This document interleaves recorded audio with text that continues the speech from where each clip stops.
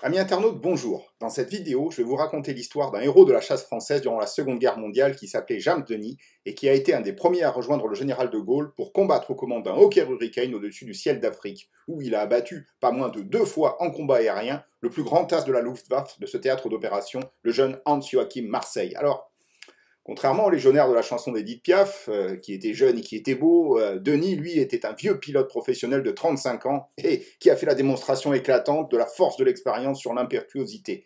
Il avait cependant un point commun avec les légionnaires de Piaf, c'est qu'il sentait bon le sable chaud. Alors embarquons-nous dans la guerre du désert au-dessus de Tobrouk en 41 pour rentrer dans ce fabuleux récit qui a été réalisé à partir de son propre témoignage laissé au service historique de la défense et ainsi qu'au musée de l'ordre de la libération car James Denis a été fait compagnon de la libération par le général de Gaulle.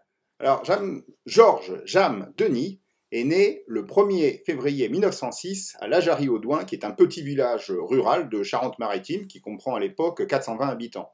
Donc il vient au monde après 2 grandes sœurs, dans une famille de cultivateurs, sans grande fortune, mais pas miséreux non plus. Vit sous son toit ses grands-parents maternels. Au village, il a 2 de ses oncles paternels et leur famille. Donc c'est une communauté rurale très classique, comme il y en a des milliers en France au début du XXe siècle. Quand éclate la Première Guerre mondiale, Georges Denis est un jeune garçon de 8 ans et qui va se montrer fasciné par les récits des combats aériens des grands as de la guerre, qu'il lit probablement dans la revue de Jacques Mortan, La guerre aérienne illustrée. Je ne sais pas si sa famille a assez d'argent pour lui acheter cette revue, en tout cas, il n'en a même pas besoin pour connaître les récits des grands as, puisque très probablement, son institutrice doit lui lire les récits de Guynemer.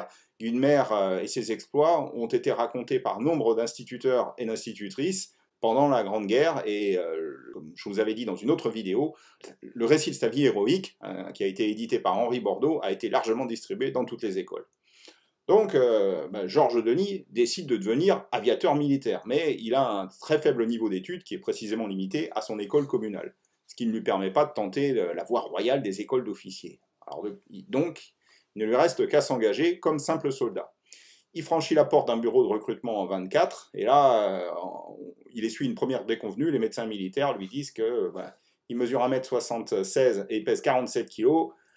Les docteurs lui disent il faut aller vous remplumer, mon garçon. Alors, pas découragé, il retente sa chance l'année suivante, en 1925, et là, il est accepté à 19 ans pour un engagement de 3 ans, et il est incorporé au 33e régiment d'aviation à Mayence, en Rhénanie, occupé.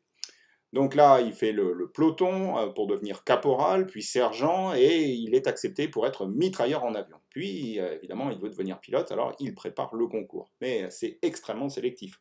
On est encore au début des années 20, la France a pléthore de pilotes, vétérans de la guerre, on n'a pas besoin de nouveaux pilotes. Donc, il y a un concours qui est lancé parmi les régiments d'aviation, et il dit il y avait 3 places seulement pour 62 candidats. Et il est reçu 4e, pas de chance. Mais il a finalement de la chance parce que celui qui a été reçu numéro 1 se révèle inapte physiquement, donc il devient le numéro 3, et comme il est toujours servi par la chance, il y en a 2 qui partaient en école de pilotage au mois de mars, et le 3e, c'est-à-dire lui, au mois de septembre. Donc il demande à permuter avec un des 2 premiers, qui accepte.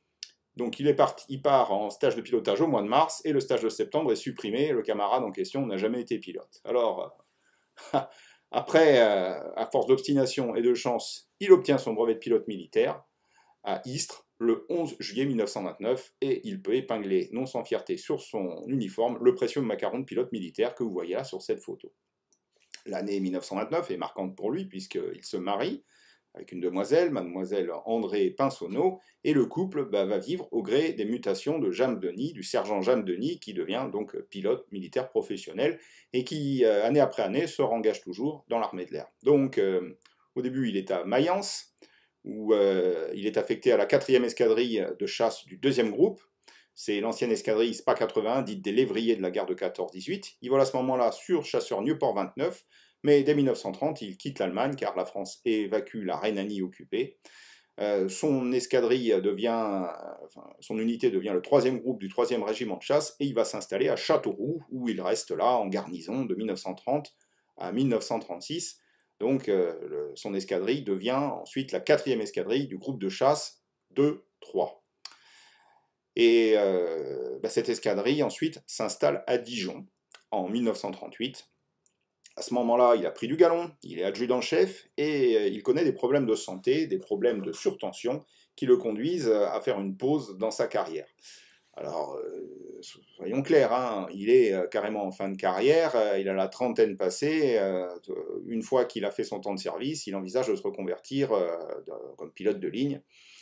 Donc, il est mis sur une voie de garage, on l'affecte le 14 mai 1938 à un groupe aérien régional, le GAR 545, qui se forme sur Breguet 27, sur une base qui n'est pas très loin de son village natal, sur la base de Saint-Jean d'Angély.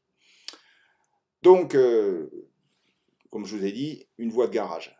Et peu avant la déclaration de guerre, le GAR 545 devient un groupe aérien d'observation et part sur la zone du front à Nancy. Lui, il n'y part pas, il reste à Saint-Jean-d'Angély, où on ouvre une école de radionavigants, qui va disposer de quelques hypothèses 540. Donc James Denis va devenir moniteur, et c'est dans cette situation qu'il se trouve quand la guerre commence. Alors quand la guerre éclate et que les premiers combats ont lieu, combats aériens, au-dessus de la ligne Maginot, lui, il bout, il a envie d'aller au front, et il fait une demande pour être affecté dans son ancienne escadrille. Sa demande lui revient par la voie hiérarchique avec un bulletin de punition de 15 jours d'arrêt de rigueur au motif qu'il faut rester dans les écoles pour former les jeunes. Bon, eh bien, il ne se passe rien, très peu de choses pendant la drôle de guerre, et l'attaque allemande du 10 mai 1940 arrive à ce moment-là, c'est la débâcle, et comme ils en témoignent, eux ils sont à l'arrière, ils ne réalisent pas trop ce qui se passe, mais ils entendent les communiqués, ils comprennent que la situation devient grave, et grave rapidement, elle devient désespérée. Avec la prise de Paris, notamment avant la bataille de Dunkerque et la bataille de la Somme. Donc, ils sont dans leur école, les troupes allemandes progressent vers le sud, d'un moment à l'autre, ils s'attendent à ce que la base soit investie par les Panzers, et on est le 18 juin 1940, où par chance extraordinaire, il entend l'appel du général de Gaulle à la radio. Donc, fait assez cocasse, il ne connaît pas le général de Gaulle, et il pense qu'il s'agit d'un général de l'armée de l'air, le général de Goys de Mézérac, qui est un héros du bombardement durant la Première Guerre mondiale, et il pense que c'est lui, parce que la BBC, l'émission de la BBC était très brouillée, il a mal compris son nom. Alors, la seule chose qui l'intéresse, c'est d'entendre qu'un général français parle de poursuivre la lutte à partir de l'Angleterre, et bien lui, il décide, il sera de l'aventure. Donc, avec plusieurs sous-officiers de la base, il décide de trouver un avion pour rejoindre l'Angleterre. Et il y a notamment un des mécaniciens, l'adjudant-chef Cantès, qui va être déterminant pour la suite de l'aventure. Et il apprend à ce moment-là que sur le terrain voisin de La Rochelle, il y a des gros quadrimoteurs Farman 222 qui se trouvent là, en entretien, en réparation. Donc il décide, le 18 juin au matin, il s'envole sur un petit avion de liaison sur la base de La Rochelle. Et là, il voit le chef pilote de la maison Farman, monsieur Lucien Coupé, qui est un vétéran de la Première Guerre mondiale aussi. Coupé lui dit « Mon petit gars, il y a un Farman ici, si tu me promets de ne pas le laisser prendre par les Allemands, je te le donne. » Mais il lui dit aussi qu'il n'y avait pas d'essence dedans. Donc de l'essence, il y en a sur le terrain de Saint-Jean-d'Angély. Il y avait évidemment suffisamment d'essence dans le Farman pour faire un court vol de 10 minutes. Alors Coupé fait convoyer l'appareil par un de ses propres pilotes, derrière lequel se tient Georges James Denis, qui n'aura en fait que ce vol en guise d'instruction sur sa machine. Alors, il se pose donc à Saint-Jean-d'Angély, le pilote lui dit « Tu vois, mon vieux, ça se pilote comme un autre avion, tu as 4 manettes des gaz au lieu d'une, tu te débrouilleras. » Voilà. Alors, quand il se pose sur ce Farman, l'ambiance est très particulière sur la base, parce que les hommes ont vu arriver la guerre venir à eux. Il y a un hypothèse 540, troué par les impacts de DCA, qui se pose sur le terrain, qui est très approximativement piloté par 2 mécaniciens, même pas des pilotes, qui eux l'ont évacué en catastrophe d'une base en Normandie. Et un des pilotes improvisés, c'est le sergent Charles-Pierre Flamand, qui ne veut pas tomber aux mains des Allemands et qui se joint immédiatement au groupe formé par James Denis et les sous-officiers. Je vous invite à aller voir la vidéo dans laquelle Charles-Pierre Flamand parle de ses aventures pendant la Seconde Guerre mondiale. Alors, pendant que les sous-officiers mettent le Farman dans un hangar, le lieutenant-colonel qui dirige la base, lui, il s'embête sur une autre planète, car le 18 juin au matin, raconte James Denis, il avait fait planter des arbustes de haies devant son bureau, et pour ce lieutenant-colonel, évidemment, pas question de partir en Angleterre. Donc, il le fait savoir, et bien tout simplement, il envoie un officier, contacté Denis, lui dit le colonel vous convoque dans son bureau, si vous n'êtes pas là d'ici 10 minutes, vous serez considéré comme déserteur. Denis décide de couper les ponts et dit à cet officier vous répondrez au colonel le mot de Cambronne. Alors, la seule réponse qu'il obtient, en fait, c'est une section de sentinelles, des tirailleurs sénégalais, des sentinelles armées, qui se mettent à distance respectueuse du hangar, autour du Farman, sans oser l'approcher. Ça ne décourage pas Denis et ses amis sous-officiers qui vont essayer de d'entretenir le Farman. Et il y a un problème sur ce Farman, c'est un quadrimoteur, et un des moteurs, lui, refuse de démarrer. Ce sont des moteurs Gnomérone K14 qui sont assez capricieux. Alors, on est dans la nuit du 19 au 20 juin et il décide pendant la nuit de faire une dernière tentative sur le moteur récalcitrant et là, à ce moment-là, il part du premier coup. Donc, il laisse tourner le moteur au ralenti pendant près de 2 heures. Ils ont fait le plein au préalable de cet appareil, ce qui a été compliqué parce que le chef du parc n'a pas voulu leur donner de l'essence, donc ils ont dû se débrouiller pour faire le plein, justement. Et on est le matin du 20 juin, alors pendant la nuit, ils ont entendu des bombardiers allemands survoler leur terrain. En fait, ils allaient sur Bordeaux, ou ils revenaient de Bordeaux, où ils avaient fait un bombardement. Et à l'aube du 20 juin, les sentinelles se sont mystérieusement évanouies, la voie est libre. Le groupe, Denis et un groupe de sous-officiers s'apprêtent à partir. Et à ce moment-là, une voiture rouge traverse la piste, et là, elle est conduite par un officier, le capitaine Georges Goumin, qui était le commandant d'escadrille d'instruction. Il était au courant du départ, lui, il l'a prouvé. Et donc, cette voiture arrive, Goumin est là, avec son épouse, et il demande à partir avec eux, avec son épouse. Alors, Denis dit, ça a créé un malaise, parce que nous, on quittait tous nos femmes et nos familles. Alors j'ai dit oui, je le regrette, mais c'était le seul officier parmi nous, on était une bande de sous-off, il avait clairement dit si ma femme ne part pas, je ne pars pas, c'est toujours mieux d'être avec un officier, donc il accepte. Tout le monde entre dans le Farman, ils sont au total 19, et le Farman s'élance sur la piste, il fait un faux départ à cause du moteur récalcitrant, ce qui lui fait faire un cheval de bois, mais bref, il se remet en position, et au deuxième essai, le Farman décolle. Cap, plein ouest, pour ne pas croiser les Allemands, dont il ne savait pas trop où il se trouvait. Et donc il survole le port de La Rochelle, de La Palisse, où là il y a un navire qui brûle, le Champlain, un navire qui était chargé de tanks venant d'Amérique. Le gros Farman traverse la fumée du bateau, et puis se dirige sur l'océan à basse altitude. Et à ce moment-là, Denis dit, cap au nord. Donc les radios qui sont dans le Farman captent un message de la base de Saint-Jean-d'Angély, du colonel de la base, qui demande à ce qu'on intercepte le Farman 222 et qu'on incarcère l'équipage. Bon. Et il se souvient aussi d'un autre message qui informe que les Allemands viennent d'entrer dans la ville de Lyon. Alors, au bout d'un certain moment, ils voient une terre à l'ouest, et visiblement c'est l'île d'Ouessant, donc ils sont toujours à basse altitude, ils continuent vers le nord, et ils finissent par trouver une autre terre à l'est, et Jean Denis pense qu'il s'agit de la Cornouaille. Alors heureusement qu'ils l'ont aperçu, sinon ils continuent à filer vers le nord, en Irlande, qui est un pays neutre, où ils auraient été internés pour le restant de la guerre. Mais c'est bien la Cornouaille, et donc il oblique vers l'est, il longe la Cornouaille, et à ce moment-là, il y a 3 avions du Coastal Command qui leur tombent dessus, ce sont des petits bimoteurs Avro Hanson que vous voyez ici. Donc il n'y a pas moyen de communiquer avec eux, puisqu'ils utilisent en fait des signaux lumineux. Donc un des sous-officiers qui est dans l'appareil, qui est un ancien de la marine, qui s'appelle Taser, on renvoie un signal lumineux, le code BRJ, ce qui veut dire bonjour. Donc, déjà, les Hanson sont rassurés sur les intentions amicales du Farman. Ils essaient de contacter quelqu'un par la radio, personne ne répond, et ce Taser a l'idée d'appeler carrément la Royal Navy. Il envoie un SOS sur leur longueur d'onde, et 20 secondes après, il obtient une réponse. Donc Denis fait envoyer un message, appareil français venant se mettre sous les ordres du général de Gaulle.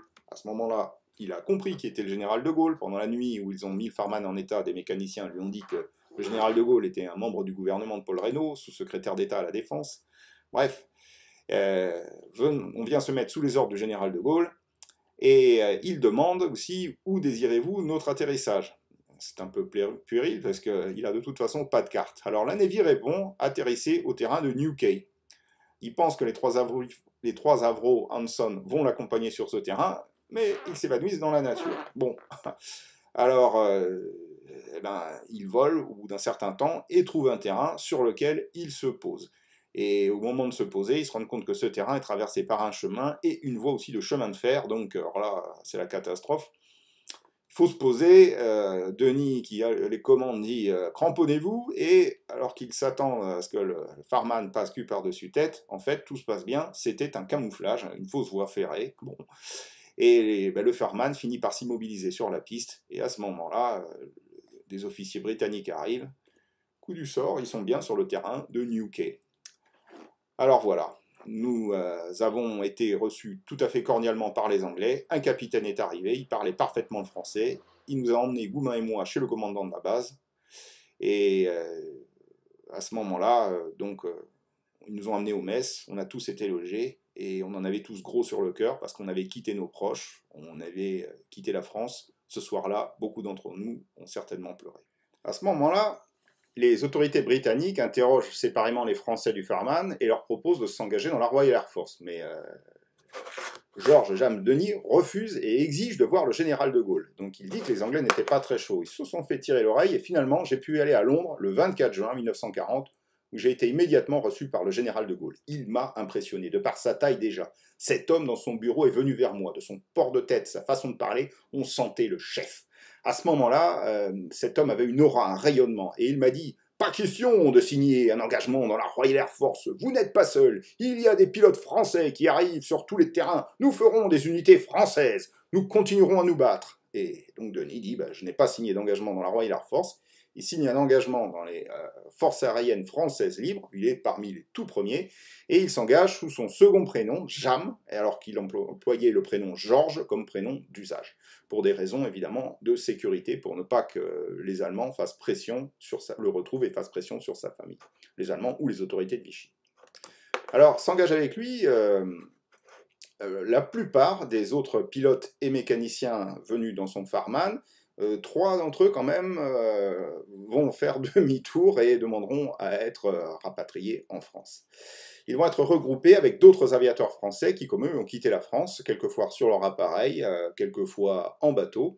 Et particulièrement, donc, il y a 3 pilotes de chasse français du groupe de chasse 3-7 qui se sont envolés de la base de Francazal le matin du 26 juin 1940 sur leur de Watine 520. Ces 3 pilotes, c'était le sous-lieutenant André Feuillerat, l'adjudant Robert Litolf, qui est un as de la chasse qui a déjà remporté pendant la campagne de 46 victoires aériennes, et vous avez aussi le sergent-chef Adonis Moulin, qui a eu, lui, 2 victoires aériennes. Donc, on va reparler de ces hommes, parce que s'il y a plusieurs pilotes qui rejoignent le général de Gaulle, il y en a assez peu, en fait, qui sont des pilotes de chasse entraînés et immédiatement opérationnels. Ces pilotes de chasse étaient une denrée très précieuse au moment où va commencer la bataille d'Angleterre. Et malheureusement, ils ne vont pas être engagés dans la bataille d'Angleterre. Déjà, il leur faut un peu de temps pour s'entraîner sur les appareils britanniques, ou, petit détail qui tue, les appareils britanniques ont la manette des gaz qui fonctionne en sens inversé par rapport aux appareils français. Donc immédiatement, tous ces pilotes de chasse sont dirigés vers une Operational Training Unit, où là, ils apprennent à piloter le Hawker Hurricane. Et à ce moment-là, à la sortie de leur OTU, eh bien, Denis témoigne que le chef de l'OTU, comme il voit que Denis et Litolf d'ailleurs sont des pilotes professionnels très expérimentés, et même des as de la voltige, il décide de les garder en OTU, où là, Denis va former des pilotes tchèques, polonais, hollandais, des Belges, et pendant tout le mois de juillet et le mois d'août 1940, donc ils n'ont en fait pas eu l'occasion de tirer une seule cartouche pendant la bataille d'Angleterre, sauf évidemment à l'exercice.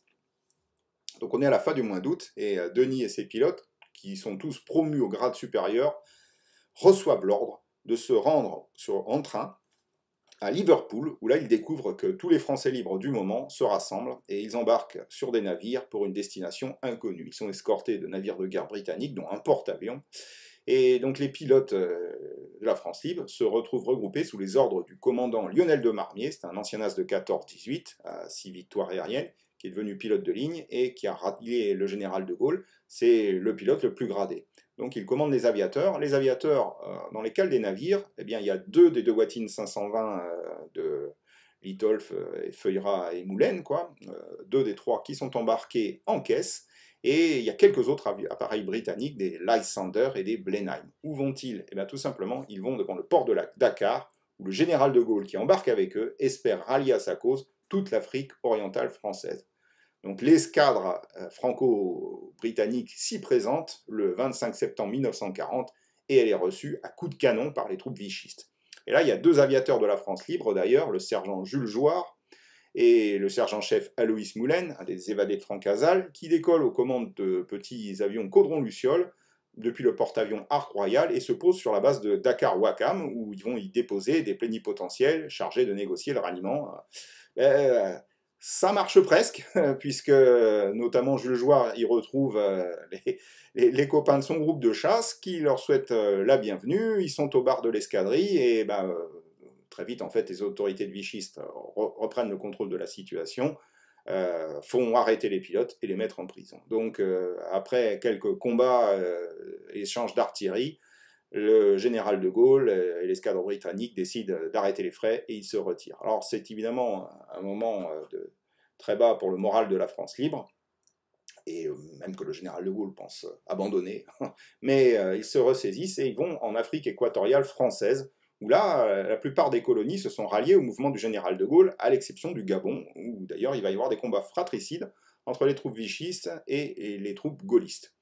Donc les pilotes de chasse, car parmi les pilotes, donc, il y a 7 pilotes de chasse, qui sont commandés par André Feuillerat, qui était un officier, et bien eux, ils vont débarquer à Douala le 28 octobre 1940, et ils vont très vite remonter leurs 2 watines de chasse. Le 18 novembre 1940, c'est-à-dire 5 jours après la fin des hostilités et le ralliement finalement du Gabon à la France libre, c'est là que le premier 2 watines est opérationnel. Donc en fait, les pilotes de chasse n'ont pas participé au combat fratricide.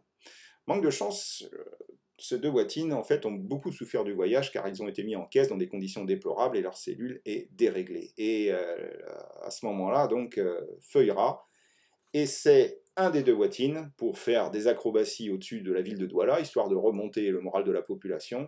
Et le 19 octobre, il n'a pas vraiment d'expérience du 2 watines et il se tue victime d'une perte de vitesse à basse altitude. Alors, il reste 6 pilotes de chasse et c'est James Denis qui a été promu sous-lieutenant et donc qui est le plus ancien, qui devient le commandant de cette petite escadrille qui va être baptisée escadrille de chasse numéro 1 de la France libre. Alors, on remonte le second 2 watines, il l'essaie, lui il est très expérimenté, il se rend compte que le 2 watines est déréglé, donc il se pose immédiatement à très grande vitesse pour ne pas décrocher et termine dans les broussailles autour du terrain. Il dit plus personne ne vole sur cet avion. À ce moment-là, les pilotes de la France libre, l'escadrille de chasse, est une escadrille sans avion. Mais leur inaction ne va pas durer très longtemps parce qu'il apprend que des autorités de la France libre en Afrique équatoriale qu'on va les envoyer en Égypte pour constituer une escadrille qui combattra aux côtés de la Royal Air Force. Donc les 6 pilotes font mouvement vers le Tchad. Et à ce moment-là, en avion, dans un appareil britannique, ils se dirigent vers l'Égypte. Et ils sont affectés sur le terrain d'Ismaïlia. C'est une ville qui est située au milieu du canal de Suez. Et donc ce petit groupe va constituer au début une patrouille de défense du canal sur Hawker Hurricane à la fin du mois de janvier 1941. Ils y restent à peu près un mois et demi. Il ne se passe rien. Un jour, il y a un avion allemand qui s'approche du canal, mais qui doit voir les Hurricanes et qui s'en va sans demander son reste. En tout cas, il n'y a eu aucun contact. Donc, Denis conclut, mission accomplie en quelque sorte. Et donc, les archives britanniques apprennent que le 15 février 1941, l'escadrille de chasse numéro 1 est prise en compte par la 79 Operational Training Unit, et le 14 mars suivant, elle devient une des composantes du numéro 260 Squadron. Il faut savoir qu'un squadron britannique, c'est 2 flights A, B de 12 appareils, en théorie, et donc quelques fois plus. Et cette escadrille de chasse numéro 1, qui n'a en fait de français que les pilotes, il n'y a pas de mécanicien, deviendra un Flight C de squadron britannique. Donc on est à la fin du mois de mars 1941 et le petit groupe est envoyé vers une nouvelle destination, c'est la Grèce. La Grèce, à ce moment-là, elle a été attaquée par l'Italie contre toute attente, elle a repoussé les troupes italiennes et donc elle n'est pas en guerre contre l'Allemagne à ce moment-là, que contre l'Italie. Donc la Royal Air Force, qui est en Égypte, va lui apporter des renforts dans la mesure de ses moyens. Et parmi les renforts, donc, l'escadrille de chasse numéro 1, qu'on appelle quelquefois l'escadrille de Nice. Donc, elle est rattachée à ce moment-là au numéro 33 Squadron de la Royal Air Force qui défend la capitale grecque, Athènes. Et donc les pilotes français vont voyager en bateau, ça va être compliqué parce qu'il y a des combats navals dans la Méditerranée, mais ils arrivent finalement à Athènes, et là ils sont accueillis de façon extraordinaire, non seulement par les Anglais, mais aussi par la colonie française locale, et sans même parler des Grecs. Et il raconte qu'on nous a invité un pot au plus grand café d'Athènes. Des journaux grecs avaient titré en première page « Le général de Gaulle nous envoie ses pilotes ». On était en uniforme français. Lorsqu'on est arrivé dans ce café garni, toute l'assistance s'est levée et a chanté la Marseillaise. Ça vous remue les tripes. C'était formidable. Donc nous avons été rattachés au 33e Squadron et on était pour la défense d'Athènes. Mais on n'a pas vu un seul avion italien. L'aviation italienne était complètement absente du ciel. Oh, dans le fond, c'était la belle vie. Le soir, on était dans Athènes. Mais ça n'a pas duré, parce qu'il est convoqué par le ministère, au ministère des Affaires étrangères grec. Il est reçu par le ministre, qui lui dit, les armes aux yeux, voilà, je viens de recevoir un papier du gouvernement français, c'est-à-dire le gouvernement de Vichy, qui nous dit, vous avez sur votre sol des officiers déserteurs français, revêtus d'un uniforme qu'ils n'ont plus le droit de porter. Donc la mort dans l'âme, le ministre demande à ce que les pilotes français quittent le territoire grec. Ils ne veulent pas d'ennui avec les autorités de Vichy, et donc avec les Allemands. Bon. Et bien là, effectivement, les pilotes français sont évacués en hydravion, dans un gros hydravion Sunderland, et quelques heures plus tard, débarquent sur un quai d'Alexandrie. Donc les 6 pilotes français retournent à ce moment-là à Ismailia, à la 70e Operational Training Unit, sur le terrain d'Abu Sweir, où là, on leur donne 6 Hawker Hurricane flambant neufs. Et on leur donne aussi leur ordre de mission. Il faudra qu'ils se rendent à Tobrouk. Tobrouk, c'est un port de Libye, qui est actuellement en cours d'encerclement par les forces de l'Axe pour y renforcer la défense du camp retranché. Donc les pilotes français s'y rendent en vol en compagnie d'un pilote britannique, et les pilotes font escale à Solum le soir du 9 avril 1941, où là, ils sont administrativement pris en compte par le numéro 73 Squadron. James Denis, c'est la première fois qu'il y fait la connaissance du désert, et notamment les puces qui le dévorent pendant la nuit. Donc les 7 Hurricanes, les 6 Français plus un Britannique, décollent à l'aube du 10 avril 1941 sur le terrain d'El Goubi, qui est le terrain du camp retranché de Tobrouk, et ils vont constituer un renfort substantiel pour la garnison, qui à ce moment-là est composée de 2 squadrons de chasse sur Hurricane, les numéros 6 et le numéro 73 Squadron, mais qui sont bien loin d'atteindre leur effectif théorique de 24 appareils en ligne chacun, puisque il y a de très nombreuses pertes. Et les forces de l'Axe, à ce moment-là, ont une supériorité numérique considérable sur Tobrouk. Donc les pilotes français vont participer à ce moment-là à un peu plus de 2 semaines de combats aériens qui sont particulièrement intenses, et en particulier pour James Denis, qui pour la première fois va pouvoir tirer profit de manière opérationnelle de ses quelques 12 années d'ancienneté de pilote de chasse, ce qui va être un avantage déterminant face à nombre de ses adversaires. Alors pour lui, les conditions de vie sont très rudes, pour lui et pour tous les assiégés de Tobrouk. Il raconte: nous sommes restés 15 jours enfermés dans Tobrouk. Le soir, des Bristol Blenheim, c'est-à-dire des bimoteurs britanniques, venaient nous ravitailler, et quelquefois des bateaux forçaient le blocus. On manquait ni d'essence ni de munitions, mais on manquait surtout d'avions, parce que l'artillerie allemande nous les écrasait au sol. Les Allemands faisaient une percée dans les défenses, y amenaient leurs canons, puis les soldats australiens contre-attaquaient et les repoussaient, nous laissant un peu de répit. Ces Australiens étaient vraiment très impressionnants. Je ne sais quoi dire sur eux, je ne sais pas si c'était du courage, c'était des bandits embrigadés, couteau, revolver, tout y passait, c'était des gangsters sympathiques, et encore pas toujours, fallait se méfier d'eux. C'était un mélange de courage et d'inconscience, des types fantastiques. On était très malheureux durant cette période parce qu'il n'y avait rien à bouffer. Moi, ce qui m'a fait tenir le coup, c'était des pickles, c'est-à-dire des légumes en conserve au vinaigre. On en avait en quantité avec du singe, du thé et du sucre. Le singe, la viande de bœuf en conserve. Mais il dit, nous n'avions pas d'eau. Il nous fallait faire du thé avec de l'eau saumâtre, et même avec beaucoup de sucre, c'est pas fameux. Pendant ces 15 jours, vous dire combien de missions on a fait avec mon escadrille, je n'en sais rien du tout, parce que c'était des missions de 10 minutes. Ça se passait au-dessus du terrain, on décollait, on combattait un avion allemand, on se reposait, et pour les homologations, c'était pas compliqué, parce que ça se voyait du terrain. Alors, à peine arrivé sur le terrain d'El Goubi, Tobrouk, James Denis part en mission. Il vole à bord du Hurricane, je le dis pour les maquettistes, immatriculé V7716, avec les lettres d'identification TPU.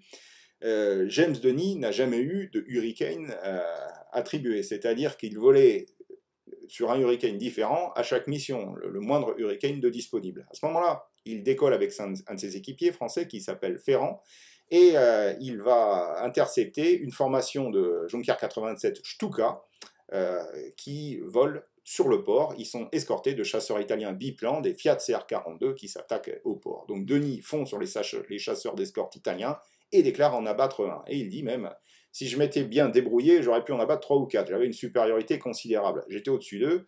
Ils étaient en patrouille de 9, en patrouille serrée, je leur suis tombé dessus, j'en ai abattu un. Le groupe s'est dispersé, évidemment. Puis je suis parti, alors que j'avais encore des munitions. J'aurais pu prendre de l'altitude et en piquer plusieurs les uns après les autres, mais je sais pas pourquoi je l'ai pas fait. Ils restaient ensemble, ils manœuvraient bien, mais j'étais plus rapide qu'eux, j'aurais dû rester. Bon.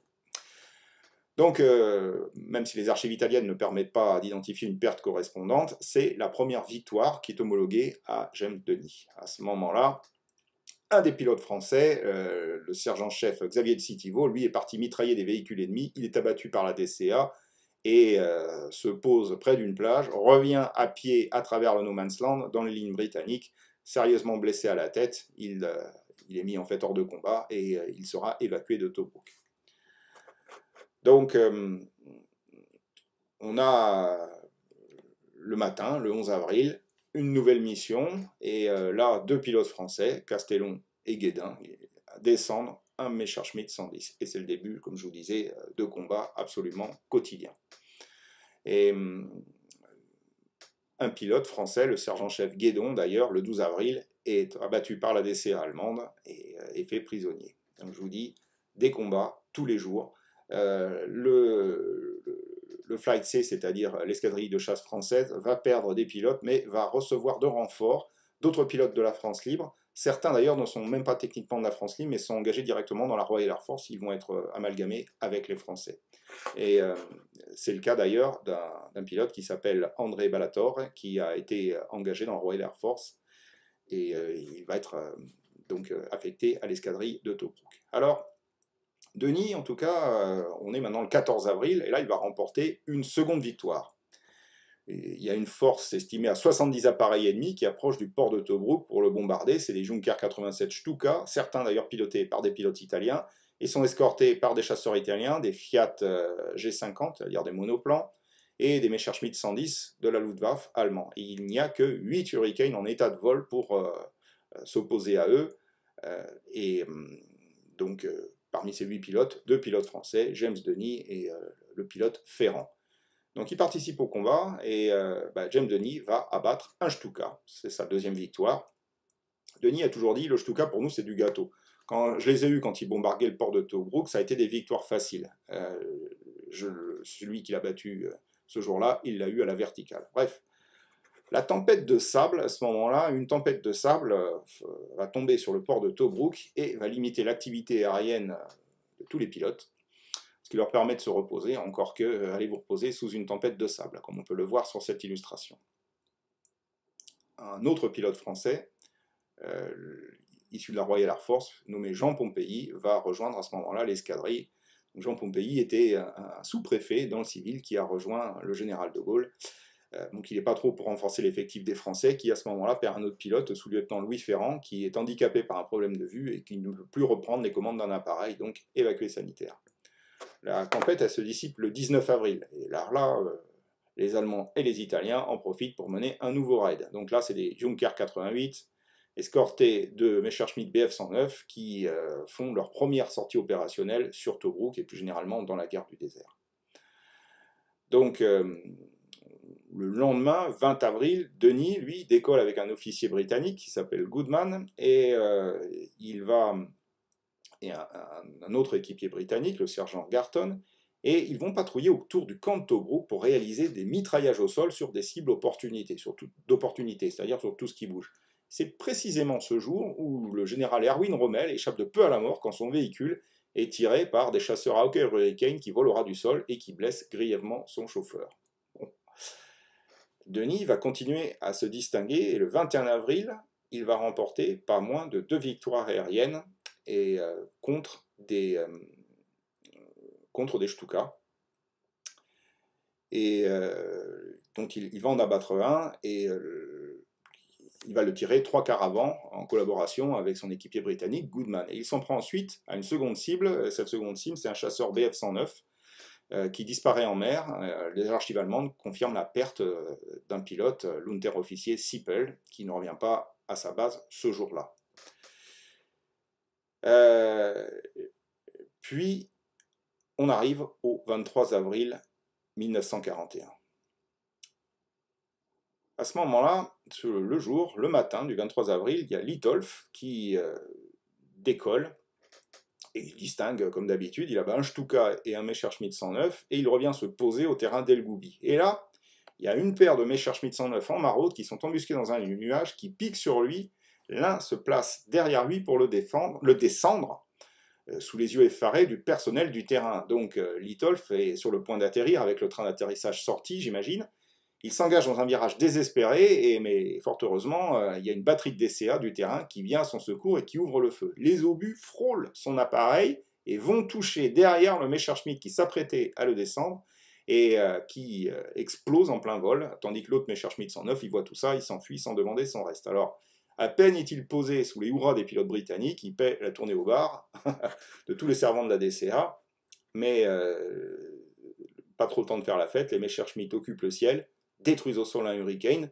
Donc voilà l'ambiance, c'est la guerre, et dans l'après-midi même, à 15 h, il y a une quinzaine de Stuka escortés par des Messerschmitt 109 qui s'en prennent de nouveau à Tobruk. Donc là, 4 Hurricanes décollent pour les contrer comme ils le peuvent, et à ce moment-là, donc il y a Denis et Balator qui sont de la patrouille. Alors, ils font ce qu'ils peuvent et pour perturber la visée des Stuka, et à ce moment-là, Denis parvient à se placer derrière une patrouille de 2 Messerschmitt 109. Et il témoigne, il dit « J'ai eu la chance d'abattre une patrouille d'as. Les Allemands se promenaient à 2 en chasse libre. J'ai eu de la chance d'abattre ces 2 gars dans la même rafale. Je rentrais de mission. Il ne me restait pas beaucoup de munitions. Il faut savoir qu'on avait seulement 15 secondes de tir sur le Hurricane, ce qui n'était pas beaucoup. J'ai vu ces 2 Messerschmitt 109, ils n'étaient pas très loin de notre terrain et survolaient les lignes à basse altitude. J'étais à 700-800 mètres de haut, pas plus. Il y avait un collègue anglais qui s'apprêtait à venir à la rescousse, mais il n'a pas eu le temps de me rejoindre. J'arrivais plus haut qu'eux et je me suis rappelé d'un article écrit par un ancien pilote de chasse de la Première Guerre mondiale et qui disait « Chasseur mon frère, si tu as l'impression de lui rentrer dedans, c'est que tu es encore trop loin. » Et moi, je les voyais dans mon collimateur, je me répétais « Je suis trop loin, je suis trop loin !» Il fallait que je me retienne de ne pas appuyer sur la détente. Et finalement, je les ai tirés à 30 ou 40 mètres, tous les deux par 3 quarts arrière à la même altitude. J'aurais pu dire que j'avais les 2 têtes des pilotes dans mon collimateur, presque pas de correction vu la façon dont je me présentais. Les 2 gars sont allés au tapis. Le chef de patrouille est tombé non loin des balises de notre terrain. J'atterris aussitôt, je me précipite pour lui prendre ses lunettes, mais je n'ai pu avoir que des cordons de parachute. Le reste, les soldats australiens avaient déjà tout ramassé. Et il n'y avait plus rien.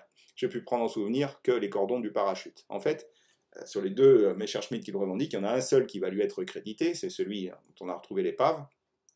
Et là, les archives allemandes nous apprennent un truc, c'est qu'il s'agit très probablement du Messerschmitt qui porte le numéro de série 5160 et qui était piloté par l'Oberfähnrich Hans-Joachim Marseille, l'as des as de la Luftwaffe dans le ciel africain, qui termine la guerre avec 158 victoires et qui s'est fait abattre comme un bleu. Alors à ce moment-là, il n'était qu'un obscur pilote.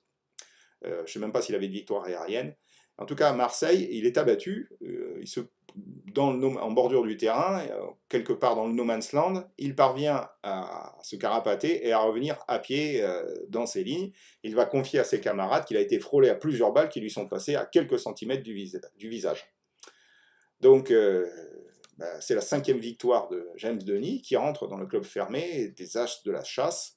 Et c'est un statut qui fait plaisir pour tout pilote de chasse, mais qui est purement théorique, parce que contrairement aux habitudes de la Première Guerre mondiale, ça lui vaut aucune distinction particulière, ni communiqué d'état-major. De toute façon, les autorités, la hiérarchie de la France libre, elle est bien loin. Lui, il est dans Tobruk assiégé, voilà. Il n'y a pas de champagne pour fêter ça. En tout cas, il est le premier pilote de la France libre, pilote de chasse, à avoir abattu 5 avions en combat aérien, 5 avions homologués. Le second va être le grand as de la chasse, Jean de Mauzet, qui, le 22 juin 1941, obtient la 5e de ses 19 victoires au sein du numéro 1 Squadron. Lui, il se battait en Angleterre. Donc à ce moment-là, le temps des pilotes français dans le camp de Tobruk est compté, comme d'ailleurs celui de la Royal Air Force. Parce que devant la disparité des forces engagées, qui fait fondre les Hurricanes comme neige au soleil, général Arthur Tzeller, qui commande la Royal Air Force en Égypte, décide d'évacuer le camp de Tobrouk, donc à la fin du 24 juin 1941. Les 8 derniers Hurricanes du Squadron 73, encore en état de vol, évacuent El Goubi, dont sur ces 8, 3 sont pilotés par des Français libres, les pilotes James Denis, Litolf et Balator. Il se pose le soir du 24 juin sur le terrain de Jerawala, qui est situé près de Mersa Matrout, c'est-à-dire en Égypte, à quelques 320 km à l'est de Tobrouk. Donc là, à ce moment-là, le numéro 274 Squadron britannique y stationne, et Denis et Litolf y retrouvent Pompéi, qui était passé par Tobrouk, et un autre de leurs compatriotes, le capitaine Jacquet, qui est un évacué de Syrie de première heure, et qui a combattu,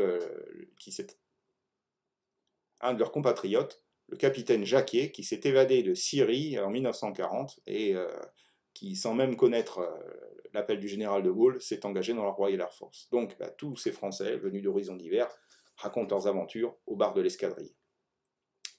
Denis, lui, part pour le Caire le 27 avril, pour y rencontrer le général Catroux, qui est le délégué du général de Gaulle au Proche-Orient, et va rédiger un compte-rendu de son activité durant le siège de Tobrouk.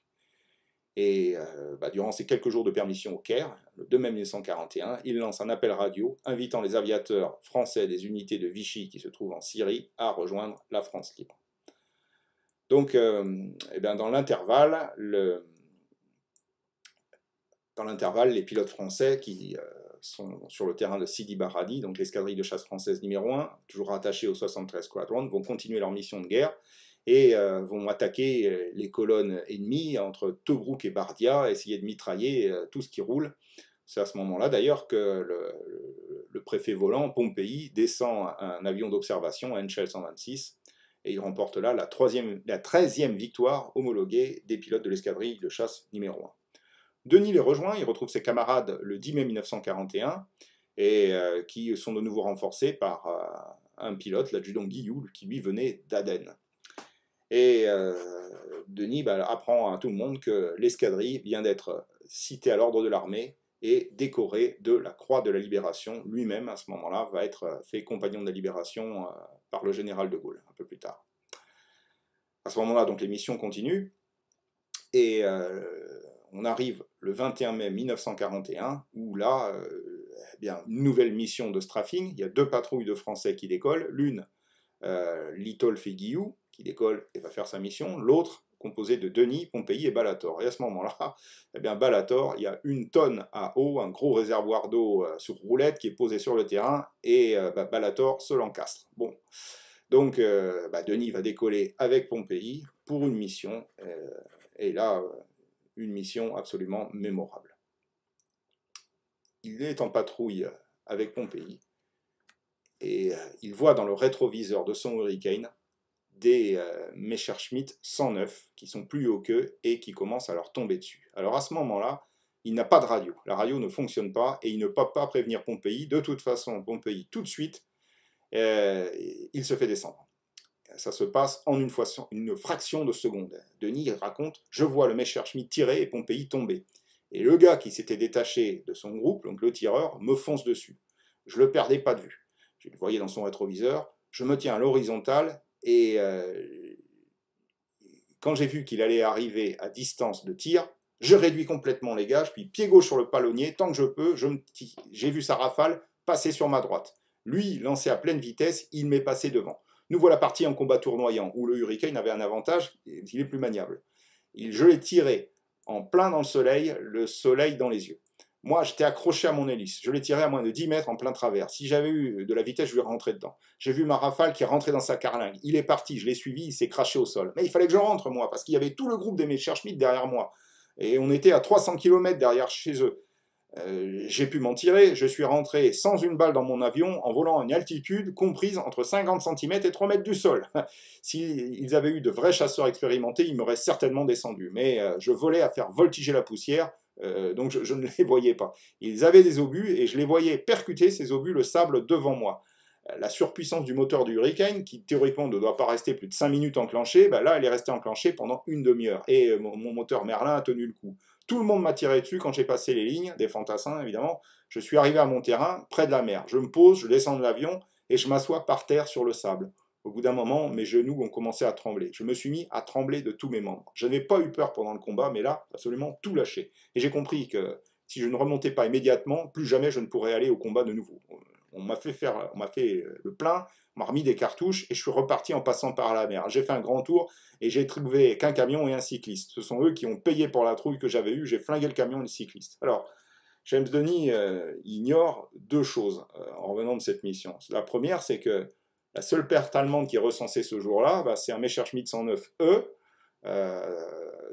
qui porte le numéro de série 1567 et qui était piloté par l'Oberfähnrich Hans-Joachim Marseille. Encore lui, qui a été contraint à un atterrissage d'urgence près de Tobruk, où son appareil a été détruit. Donc la future étoile de l'Afrique aux 158 victoires, qui à l'époque comptait 12 victoires aériennes à son tableau de chasse, s'est fait donc descendre 2 fois par un pilote de la France libre.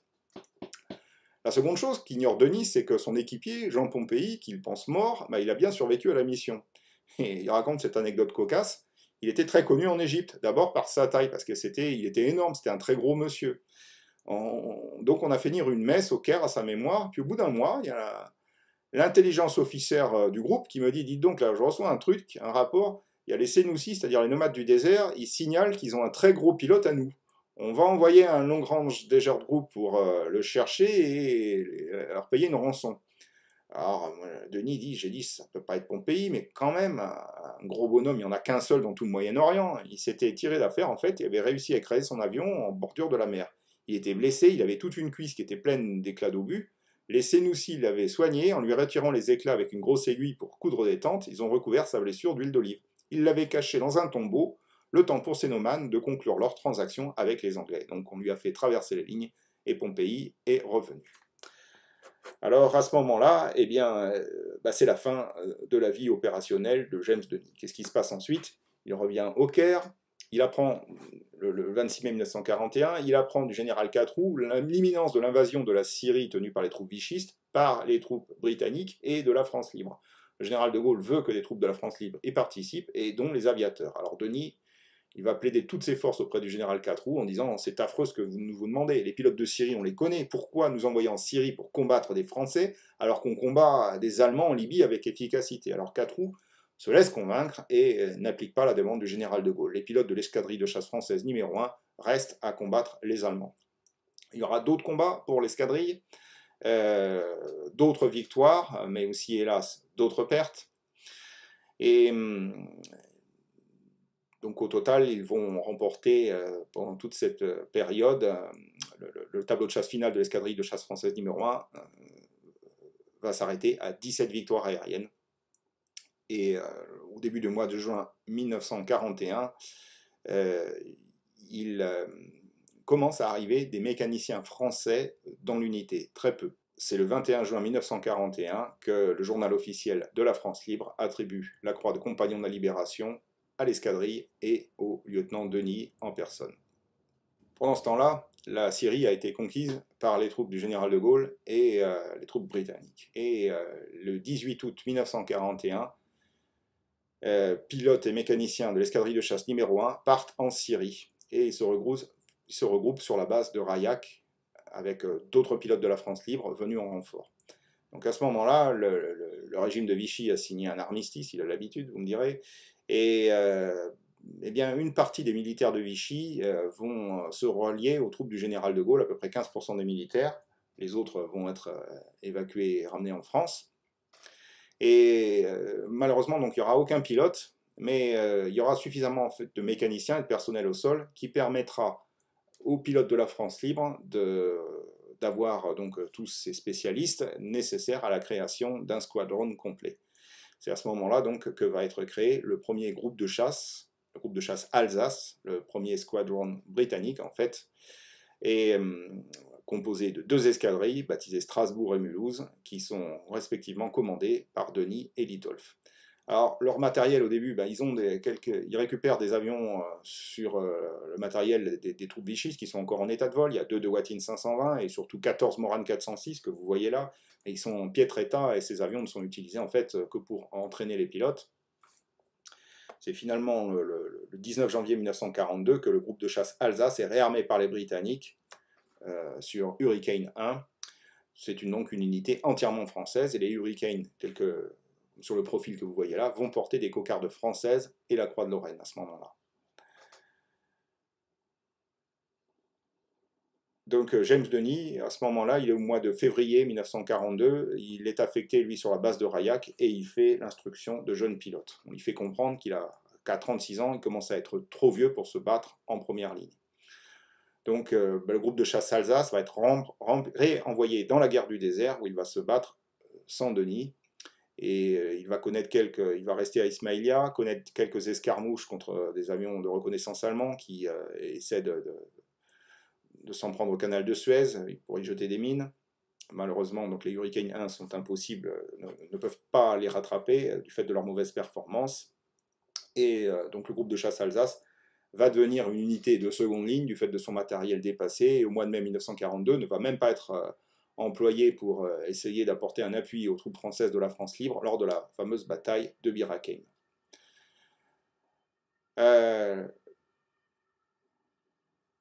Le 30 juin, l'Alsace s'est repliée à Alexandrie de nouveau pour assurer la défense du delta du Nil. On lui livre des Hurricane 2 plus performants, mais qui sont toujours insuffisants pour rattraper les avions allemands de reconnaissance qui sont à haute altitude. On est au mois d'août 1942, James Denis est promu au grade de capitaine et vient prendre le commandement du groupe Alsace. Il le garde très peu de temps parce que ce groupe va être retiré des opérations au mois de septembre 1942 pour être engagé en Angleterre sur Spitfire. Denis, à ce moment-là, je vous ai dit, c'est déjà la fin de sa vie opérationnelle, il va être affecté en Syrie pour commander le 2e et 3e bureau des forces aériennes françaises libres, donc il va faire du renseignement. Quand l'Afrique du Nord se rallie aux Alliés, après le débarquement des Américains lors de l'opération Torche au mois de fin novembre 1942, il va y avoir un amalgame entre les armées gaullistes et l'armée ex de Vichy, sous la direction du Comité français de libération nationale, à compter du mois de juin 1943. Donc Denis devient un officier administratif au commissariat aux armées, et il va se retrouver à ce moment-là à l'inspection générale des écoles de pilotage, avec le grade de commandant. Et donc il concède, à cette période-là, ça a été quelquefois difficile, parce que c'était un gaulliste, et parmi les cadres de l'armée de Vichy, il y avait toujours une rancœur. Les gaullistes sont des aventuriers, bref. Il souligne cependant que ça n'a pas été la majorité des cas, parce qu'avec le temps, tout le monde est tombé d'accord, finalement, il y a un ennemi à combattre, c'est l'Allemagne. Donc la fraternité d'armes a eu vite fait d'aplanir les rancœurs passées. Denis, au mois d'avril 1944, va être affecté au cabinet du premier ministre de l'air du gouvernement provisoire français, qui s'appelait Fernand Grenier, et donc il va réaliser avec lui des inspections dans toutes les unités françaises en Afrique du Nord. Il rentre en France au mois d'août 1944, avec le nouveau ministre de l'air qui s'appelle Charles Tillon, qui était communiste, et il va devenir ensuite attaché parlementaire. Donc dans la France qui se reconstruit, après 6 années de guerre, lui maintenant doit reconstruire sa vie, puisque comme nombre de combattants, après au moins 4 ans d'exil, son mariage n'a pas survécu à l'épreuve, donc il va divorcer avec son épouse et se remarier. Il va poursuivre sa carrière, il va reprendre un commandement opérationnel, puisqu'il va être nommé chef de la 60e escadre de liaison aérienne de Villacoublay, promu au grade de colonel en 1947, commandé la base aérienne du Bourget en 1949, pendant près de 4 années, et va passer en congé définitif du personnel navigant en 1953. Là, il va connaître divers postes administratifs sédentaires, jusqu'à son départ à la retraite militaire en 1957. Il travaille dans le privé, devient cadre dans la société Air France, et ensuite administrateur de société. Il s'est retiré dans son village natal de La Jarrie-aux-Douins, où il a quitté ce monde le 21 juin 2003. Voilà l'histoire de James Denis, compagnon de la Libération. Je profite que vous avez vu cette vidéo pour faire une petite annonce. On cherche des nouveaux intervenants qui connaissent quelque chose dans l'histoire de l'aviation. Donc si vous-même, vous avez un sujet sur lequel vous avez une légitimité pour parler, ou si vous connaissez quelqu'un, écrivez-nous à l'adresse mail aeromasterclass@gmail.com. On est en train de construire le planning de l'année à venir.